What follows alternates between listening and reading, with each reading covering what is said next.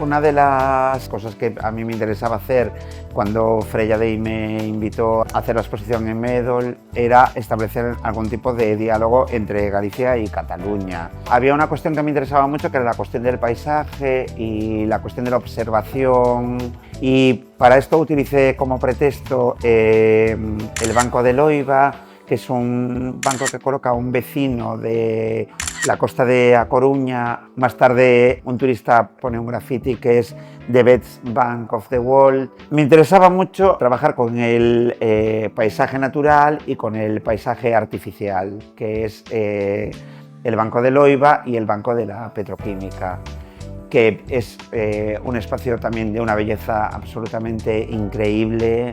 Reflexionar también sobre el paisaje industrial, la importancia del paisaje industrial, la importancia de la industria también.